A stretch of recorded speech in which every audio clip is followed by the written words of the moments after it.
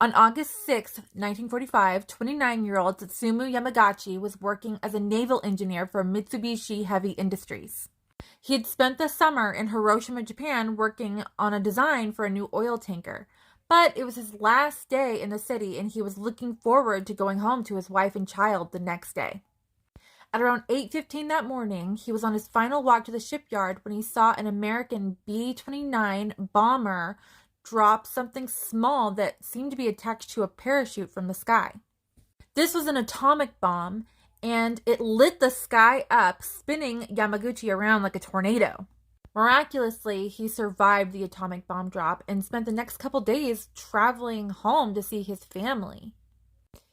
He had to travel by train. He had to go through mounds of dead bodies. It was horrible, but finally he did. He made it home to his wife and child in Nagasaki. And on August 9th, he reported back to work, and his boss wanted him to come in and explain to him what had happened in Hiroshima. His boss just didn't understand how a bomb could level an entire city like it did in Hiroshima.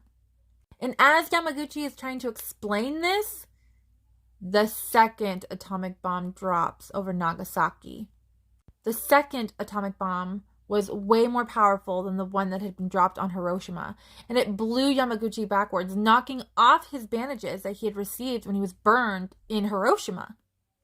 Twice in a week, Yamaguchi was within 2 miles of an atomic bomb drop, and both times he had miraculously managed to survive.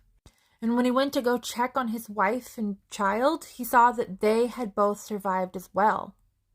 In an incredible twist of fate, his wife had taken their child to the grocery store with her to try to find burn ointment for her husband, and that was when the bomb dropped. She was able to survive because she took refuge in a tunnel. If Yamaguchi hadn't been in Hiroshima when the atomic bomb dropped and he hadn't received those terrible burns, there's a very good chance that his wife and child would not have survived the atomic bomb dropped on Nagasaki.